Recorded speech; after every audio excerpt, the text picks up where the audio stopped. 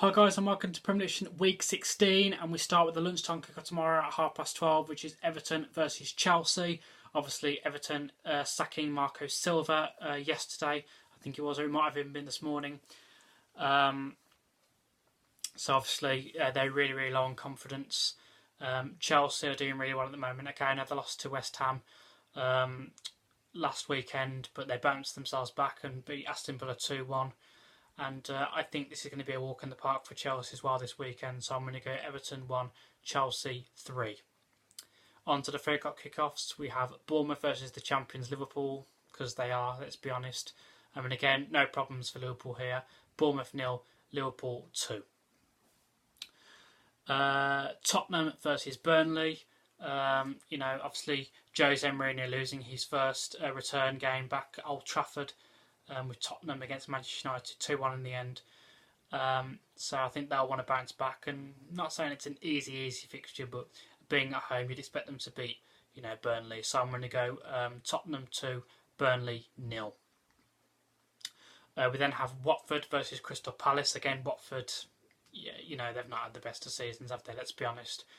Palace, up and down kind of team, but I'm going to go for Palace to nick it. I think they've got the much stronger squad there.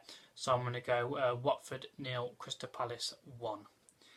At 5:30 we have the Manchester derby. We have Manchester City versus Manchester United. I know I always put high scoring results for Manchester City in this game. Just purely and simply because they had the better quality. And if they decided to show up, they could have a high scoring game. They never really do. The same as Liverpool. I've gone for the high scoring game anyway. Probably be completely wrong, but I'm going to go Manchester City 3, Manchester United 1. And the reason I've gone for that is, yes, I know that Manchester United probably will turn up, but even when Manchester United have won games this season, they haven't really looked convincing. They've either won by a penalty, or a free kick, or maybe just one good break of the whole 90-minute match that's won in the game. Yes, okay, they've defended well, or maybe the opposition haven't really tested De Gea that well, and they've had a poor opposition. Like Liverpool the other week, had an off day, so they haven't really impressed me at all, Manchester United, this season. And so again, I think if Manchester City can get themselves in gear, I think they can win this quite comfortably. So just a reminder, I've gone 3-1 to Manchester City for this game. On to Sunday's fixtures, a lot of 2 o'clock kickoffs. The first one is Aston Villa versus Leicester, a bit of an East Midlands derby there. And again, Aston Villa can consider themselves very unfortunate not to get anything at Stamford Bridge on Wednesday night. They've been a very tough side to break down this season. Leicester's going to have to work hard on Sunday, but I'm going to give it to Leicester because I think they've got the better quality than Aston Villa. But it is going to be a tight, tough game for me. I'm going to get Aston Villa 1, Leicester 2.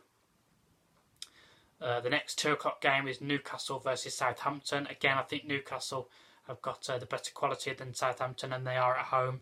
So I'm going to go Newcastle 3, Southampton 1. The last 2 o'clock kick-off on Sunday, which is Norwich versus Sheffield United. Again, Norwich is a hard team to predict, because even when they've been getting battered and they've not been doing very well in the bottom of the league, times when you watch them, they've done really well. It's surprising to see that they're down there. They could have maybe even beat Arsenal in the end last Sunday as well. But if you remember me saying last week, I couldn't really give them credit for that because the 2 goals that we gave them, I've basically just give you the answer there. Arsenal practically gave them 2 goals. Didn't really think that to work for it at all. They're just absolutely wolves from midfielder. What a fucking midfield when it comes to Arsenal or defence. But I'm going to go for a tight, tough game in this one because I know that Sheffield United have done well at home this season, but they've not been too great on the road. So for this one, I'm going to play it safe, and I'm going to go Norwich 1, Sheffield United 1. At 4:30, we have Brighton versus Wolves. Again, Wolves haven't been the team that they were last season. Still quite a hard team to break down, but they haven't been the Wolves that they were last season. Brighton beating Arsenal yesterday. Again, they absolutely dominated Arsenal. I think in the end they had 16 attempts, and 9 of those were on target. Again, did they really have to work for that? I don't probably think so, but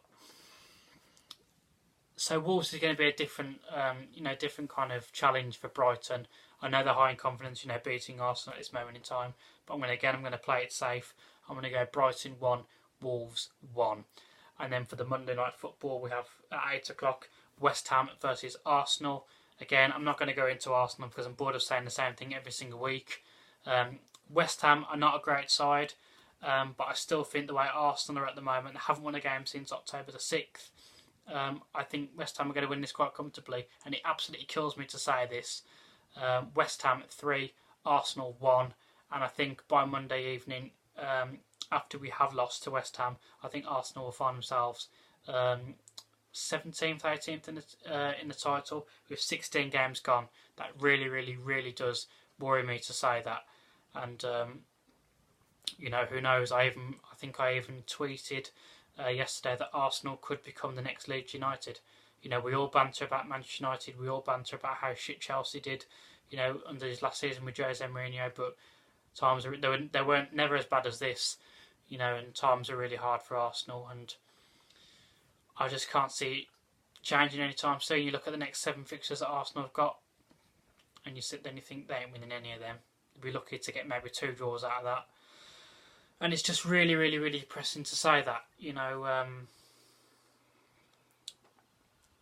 A lot of people say, "Oh, you're overreacting," but believe me when I say this now. Believe me when I say this. Arsenal could be playing Championship football next season, not Champions League, Championship football next season. Everyone was like, "Give it to Freddie to the end of the season." Freddie, even just after 2 games, I know it was harsh to judge him.